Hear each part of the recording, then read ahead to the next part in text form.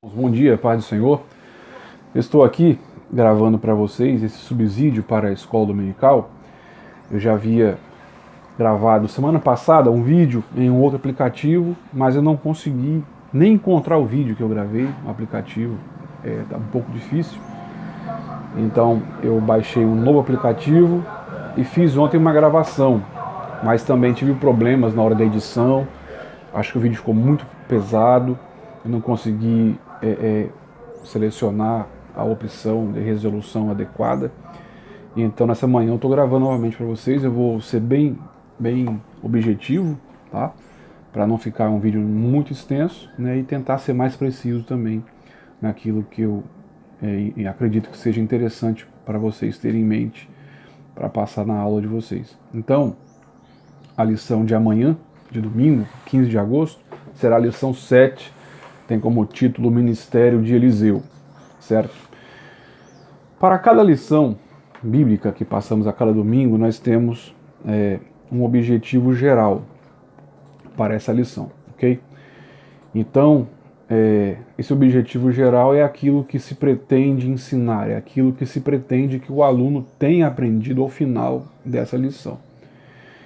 Para a lição desse domingo, o objetivo geral é destacar alguns dos milagres de Eliseu como confirmação do seu ministério profético. Destacar alguns milagres do profeta Eliseu como confirmação do seu ministério profético. E aqui, especificamente nessa lição, nós iremos estudar acerca de 3 milagres, né, que ocorreram em decorrência do ministério do profeta Eliseu, que foi a ocasião em que 3 reis e seus exércitos são salvos, né, conforme o título aí da própria lição. Nós iremos também estudar acerca da multiplicação do azeite da viúva, né, ocorrida através também do ministério deste profeta, e também, por último, a ocasião em que um alimento estava contaminado devido, né, ter sido inserido nele um legume, uma espécie de pepino selvagem,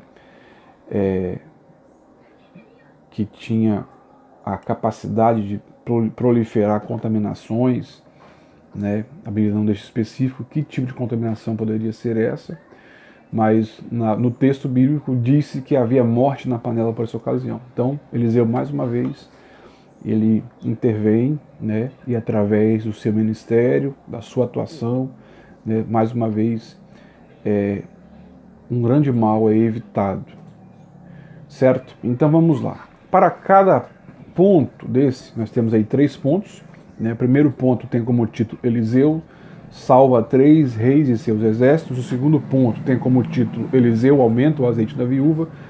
O terceiro ponto é a morte que havia na panela. Para cada ponto desse, além daquele objetivo geral, que é apresentar esses 3 milagres, esses 3 eventos, como confirmação do ministério do profeta, para cada ponto específico, nós iremos ter também objetivos específicos, né, para cada ponto desse. Para o primeiro ponto, nós temos um objetivo específico que é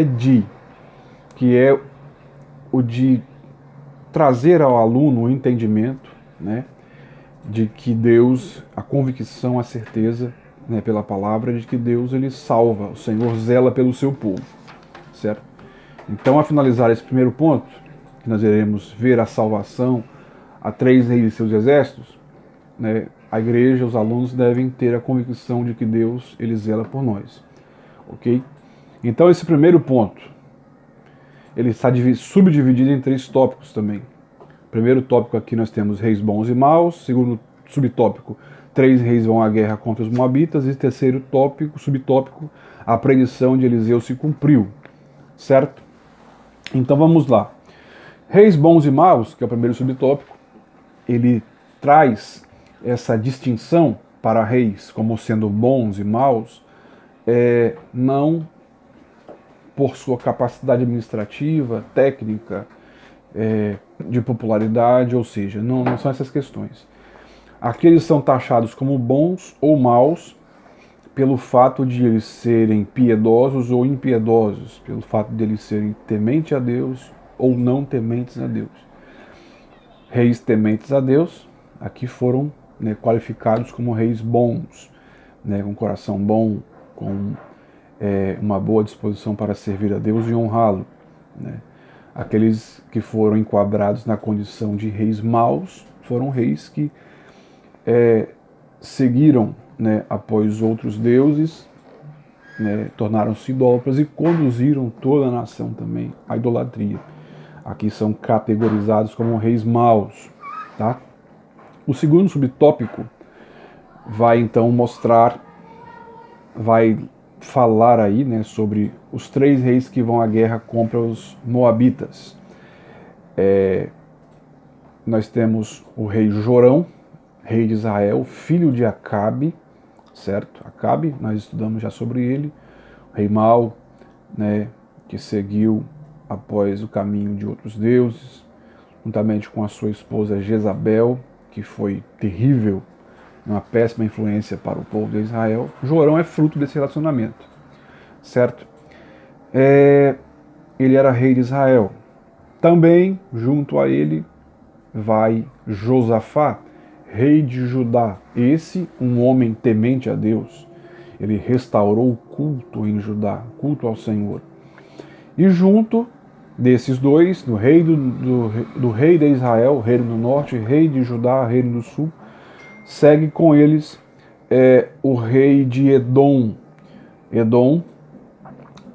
O reino de Edom eram os descendentes de Esaú, né, irmão de Jacó.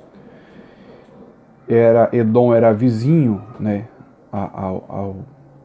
à terra de Israel, né, bem como Moabe e Amon. Edom, eles eram descendentes de Esaú. Moabe, que é o reino aqui que se rebeliou contra Israel, devido à imposição de altos impostos, eles se rebelam, né, e então ocorre essa situação de haver uma batalha, né, entre Edom, certo? Entre Moabe, perdão, e o reino de Israel. Esses 2 reis, né, o reino de Judá e o reino de Edom, eles se confederam para pôr fim a essa rebelião, certo? Mas havia um grande risco de que essa batalha fosse muito dura, né? E até de que esses 3 reis pudessem perder essa batalha. Então, no capítulo 3 do segundo livro dos reis, nós temos a passagem, né, do versículo 1 até o versículo 37, né, toda a passagem, todo o fundo histórico, né, dessa passagem, em que eles clamam a Deus. O rei Josafá pergunta se não havia entre eles um profeta do Senhor para que se consultasse. Então apresentam que havia entre eles um homem que havia sido servo de Elias, que era Eliseu. Então foi chamado, e Eliseu é um pouco duro ao dizer que ele, se não fosse a presença de Josafá, rei de Judá, ele jamais iria até a presença de Jorão, rei de Israel, e isso demonstrando que Jorão era um homem completamente sem propósito nenhum com Deus, né? Digamos assim, desprezível aos olhos daqueles que temiam ao Senhor, porque os seus caminhos eram, né, para a idolatria, para aquilo que aborrecia ao Senhor, certo? Então,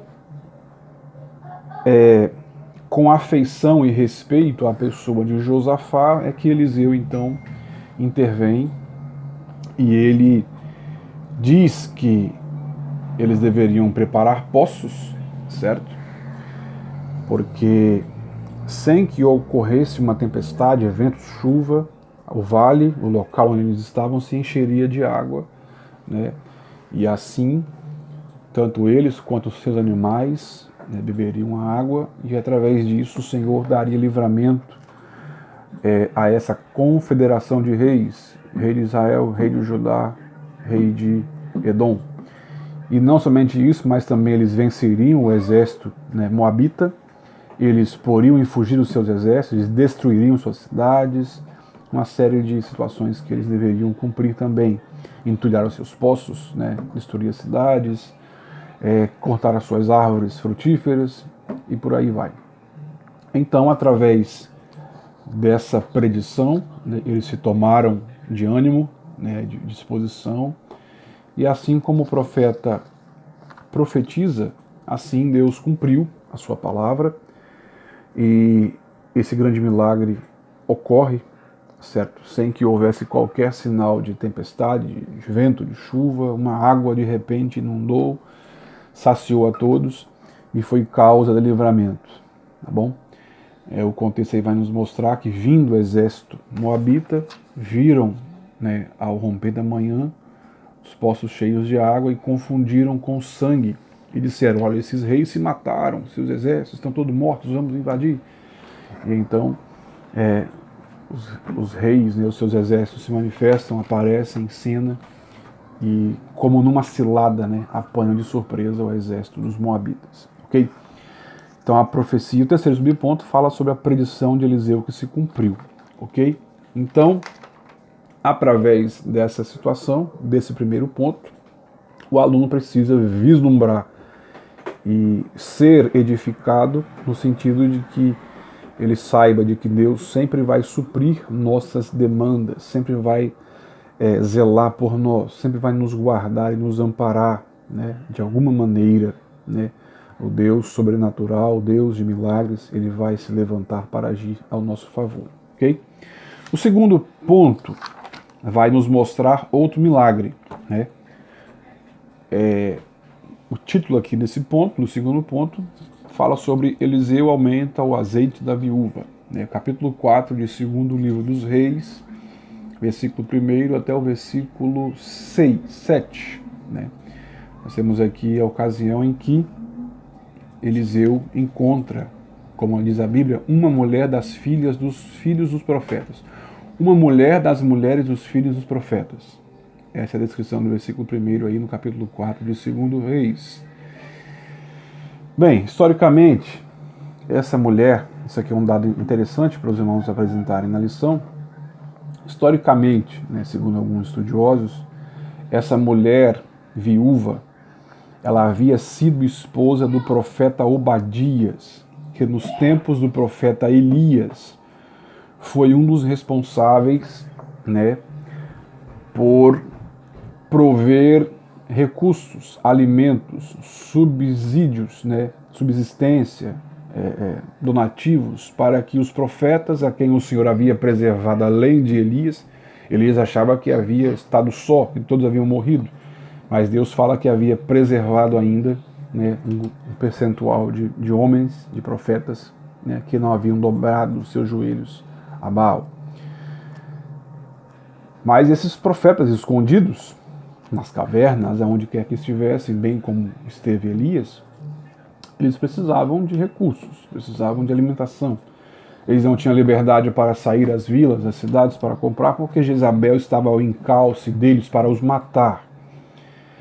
Então, dentre as variadas maneiras que Deus podia operar, como no caso de Elias, que um corvo envia alimento, leva alimento, historicamente, um desses meios que Deus utiliza foi o profeta Obadias. Obadias contrai uma grande dívida, né, para prover alimento para uma quantidade aí não sabida de pessoas. O certo é que foi uma grande dívida. Ele morre e deixa essa dívida, né, para sua esposa e seus filhos. No segundo subponto, né, nós iremos falar sobre, no segundo ponto, falar sobre a multiplicação do azeite da viúva. Os subpontos seguintes, primeiro subponto, então apresenta a situação das viúvas em Israel. Segundo, uma única botija de azeite foi suficiente para Deus operar o milagre. O terceiro, fé, obediência e família unida. Então, Obadias teria deixado, né, sua esposa e seus filhos numa situação desconfortável, de dívidas e de risco.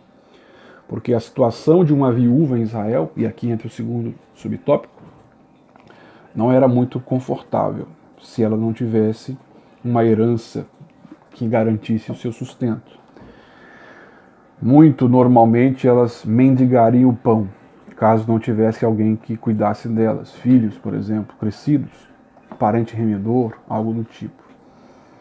E agora essa viúva tinha filhos, mas seus filhos, ao que dá a entender, eles eram jovens, muito jovens, a ponto de não poderem sustentá-la. E devido à dívida, os credores ameaçavam tomar os seus filhos, né? Aonde se entende que eles ainda eram, digamos assim, de uma maneira mais contextualizada, menores de idade, digamos. Eles seriam tomados para que a dívida fosse paga, certo? E ela então ficaria numa situação muito difícil. Então surge Eliseu nessa cena. A mulher, a viúva, relata a situação ao profeta, e então ele pergunta, né, o que ela via, o que ela tinha, o que ela tinha em casa, conforme a pergunta no segundo versículo, do capítulo 4 de 2 Reis. Ele fala: declara-me o que tens em casa. E ela diz que não tinha nada senão uma vasilha de azeite, né? Então ele pede essa vasilha, ele pede esse último recurso, né, que eles tinham, e orienta para que ela tomasse vasilhas, vasilhas emprestadas, porque algo grande iria acontecer. Ela acredita, ela tem fé na palavra do profeta, porque ela cede, ela entrega ao profeta o azeite que ela tinha, certo? Que era o último recurso, seja para alimentação, seja para vender para alguma questão urgente. Então, com fé, ela cede o azeite ao profeta e obedece à sua direção de tomar vasilhas emprestadas, certo? Tendo feito isso, todas quanto ela pôde conseguir, ele orienta para que ela entrasse em sua casa, né, e na intimidade do lar ela começasse a deitar azeite nas vasilhas para as encher. Ela, obedientemente, assim o faz, e de maneira milagrosa, né, aqui temos a intervenção de Deus nessa questão, em que ela manifesta a fé, manifesta a obediência, e através disso ocorre o milagre de Deus. Observe essa questão, né?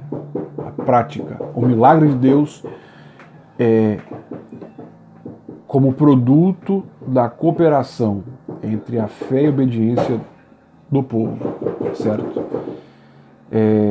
Ela assim procede, o azeite multiplica-se, e então agora a orientação é que ela tomasse o azeite, vendesse, pagasse a dívida e vivesse do resto. E assim ocorreu, certo? São os assuntos dos seguintes, né, subtópicos, o segundo subtópico, o terceiro subtópico, né, onde apresenta uma única botija de azeite foi suficiente para operar o milagre, certo? E o terceiro subtópico, né, vai frisar a questão, como eu já disse, né, para os irmãos, sobre fé e obediência como elementos cooperativos para a operação do milagre de Deus, né? Que Deus é Deus de milagre, nós sabemos, nós acreditamos. E, além da fé, né, nós precisamos ter uma atitude de fé. Além de ter fé, nós precisamos ter uma atitude de fé para aquilo que a necessidade se fizer. Ela teve fé quando o profeta pede a ela o azeite, né, porque Deus faria algo. Ela acredita que Deus faria algo por meio daquele profeta. Ela cede, ela obedece a direção em tomar vasos, em se fechar com a família, em deitar o azeite nos demais vasos, né? Então o milagre de Deus veio em cooperação com a fé e obediência daquela mulher, certo? Através de algo simples, né? E não de algo extraordinário, né? De algo simples. A fé e a obediência dessa viúva, né, elas cooperaram para a produção do milagre de Deus.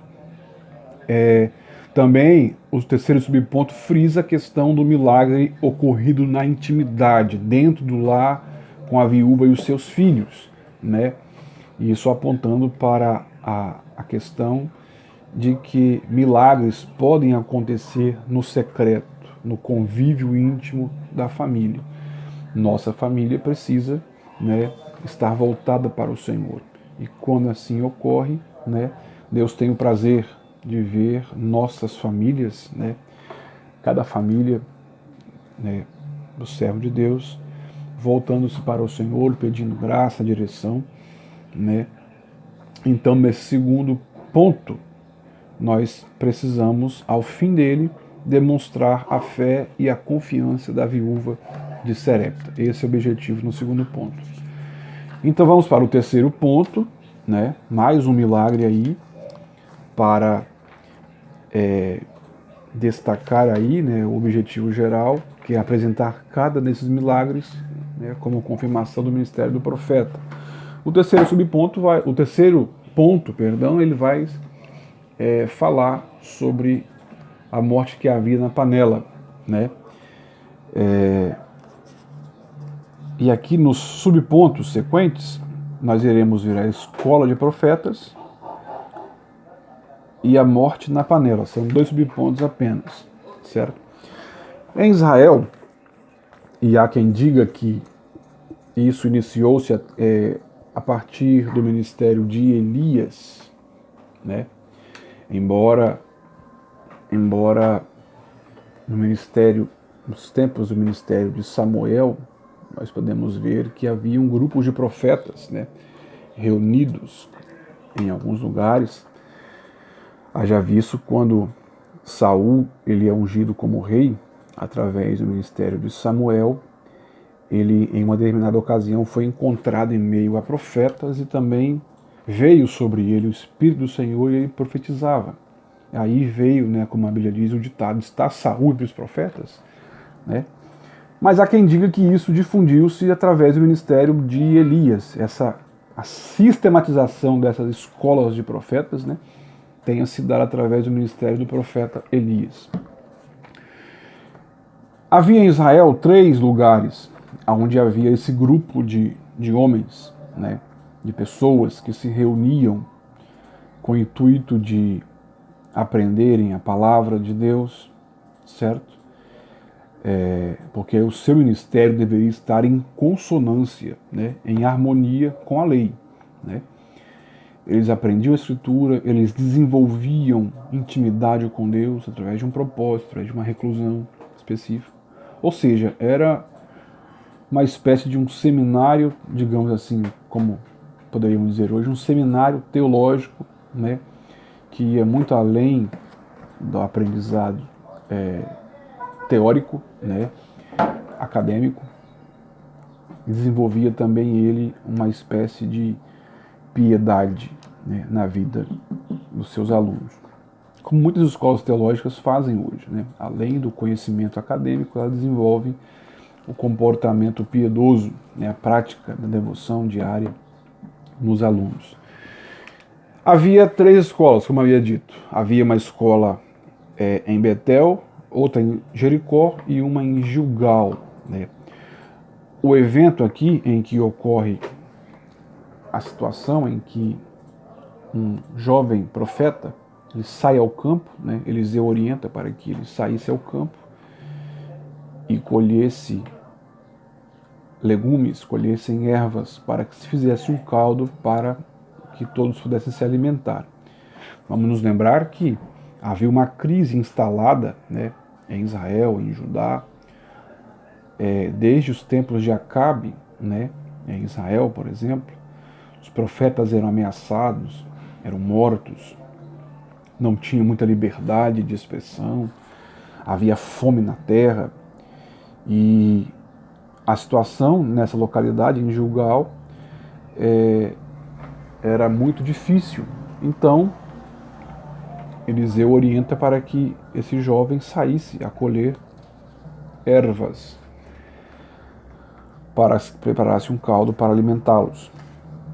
O que fazendo o jovem, talvez por uma falta de conhecimento adequada, né, de que tipo de ervas, a Bíblia, né, nos mostra isso, a partir do versículo 38 do capítulo 4 de 2 Reis, né, o jovem sai, por não conhecer, ele acaba colhendo um tipo de pepino selvagem que era tóxico, e inclui ali no meio da alimentação, da sopa, né, E alguém, quando prova, percebeu que havia contaminação. Morte na panela. Então, mais uma vez, né, o profeta Eliseu, ele chega e intervém, e através de sua intervenção profética, Deus efetua um milagre, e a comida, ela é purificada, digamos assim, e todos podem se alimentar, o que era muito importante. Não era simplesmente almoçar ou jantar, era algo que ia para além disso. Vou almoçar agora. Era muito mais do que isso, né? Parece que, olhando para a Escritura, vemos que parece que eles não comem há dias, não comiam há dias, né? Era muito urgente, era muito grave a situação. Então, o que eu percebo aqui é que, como no segundo ponto, dá a entender que esse jovem não tinha muito conhecimento, ao passo que Eliseu, já um homem experiente, ele havia servido Elias por alguns anos e conhecia, além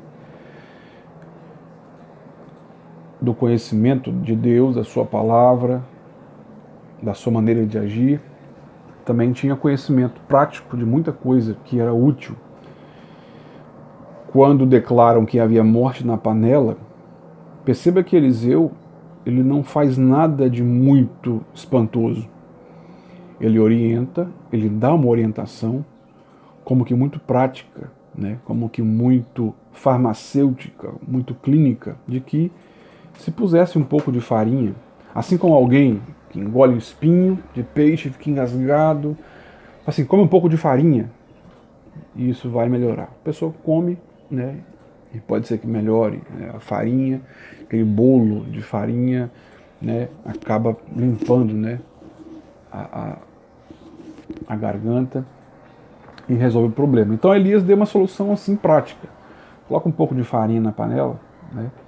E vai resolver-se o problema.